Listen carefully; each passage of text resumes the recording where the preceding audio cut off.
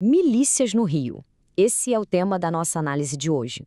A gente vai tentar entender como é que uma força paralela, que não é o Estado, acaba governando o dia a dia de milhões de pessoas.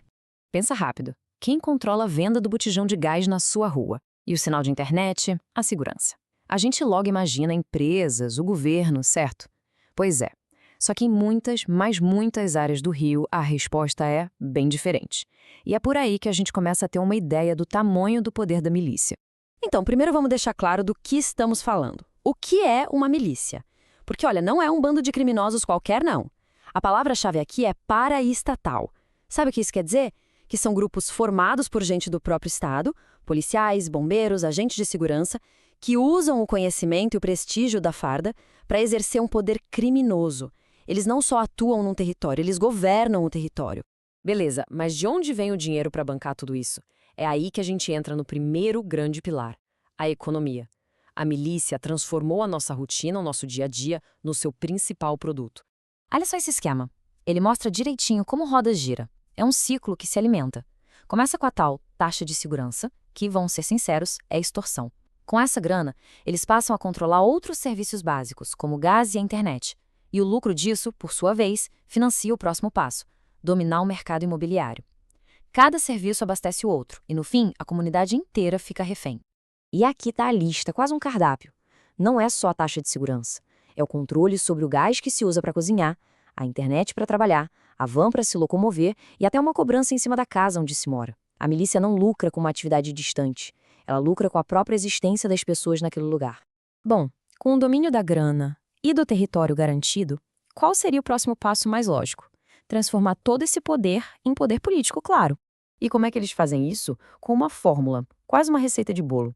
Eles mapeiam todo o eleitorado, proíbem a concorrência, ou seja, nenhum outro candidato pode fazer campanha ali, e, no dia da eleição, a simples presença deles na porta da sessão eleitoral já funciona como uma ameaça silenciosa. É assim que o controle do dia a dia vira controle do voto. E essa frase de um juiz, alguém que lida com crime organizado todo dia, resume tudo. A influência é tanta que, em muitos lugares, o apoio da milícia deixou de ser uma vantagem para se tornar uma condição essencial para ganhar uma eleição. Isso redesenha completamente o mapa político. O que nos leva ao estágio mais avançado e também mais perigoso dessa evolução: a captura das próprias instituições por dentro. Então, o ponto crucial é este: a estratégia evoluiu. Eles não estão mais só nos bastidores apoiando candidatos. Eles próprios se tornaram os candidatos. E, uma vez eleitos, formam o que as investigações chamam de bancada da milícia, usando o mandato para proteger e expandir o crime de dentro do poder. E aqui a gente vê a dualidade perfeita. Em público, o discurso é sempre de segurança e ordem, apelando para uma população que está cansada da violência. Mas, na prática, nos gabinetes e plenários, a atuação é outra. É para bloquear investigações, aprovar leis que regularizam construções ilegais, tudo para proteger os negócios do grupo.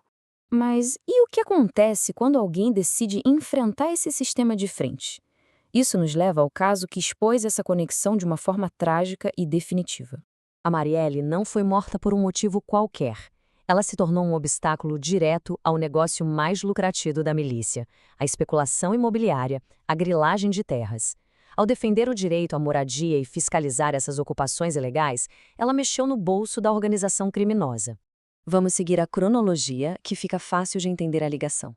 Em 2017, a oposição a um projeto de lei específico. Em 2018, a execução.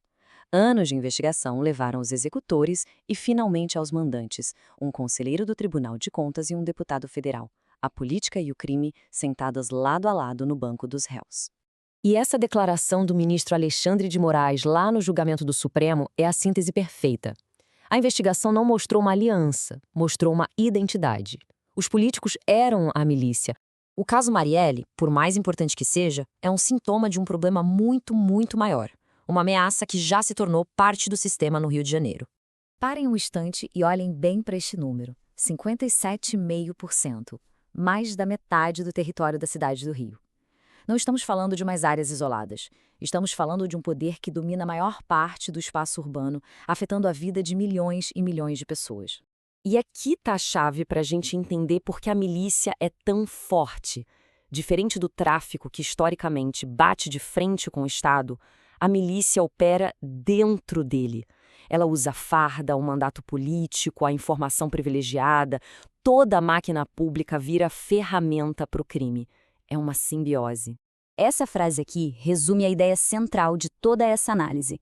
A grande sacada da milícia foi perceber que, em vez de quebrar a lei e fugir, era muito mais inteligente e rentável se infiltrar no sistema para reescrever a lei a seu favor. É a captura do Estado por dentro. E a gente termina com essa reflexão. Se a linha que separa o crime organizado do poder do Estado fica tão borrada assim, o que acontece com a base da nossa vida em sociedade? Essa não é só uma questão de segurança pública no Rio, é uma questão sobre o futuro da própria democracia no Brasil.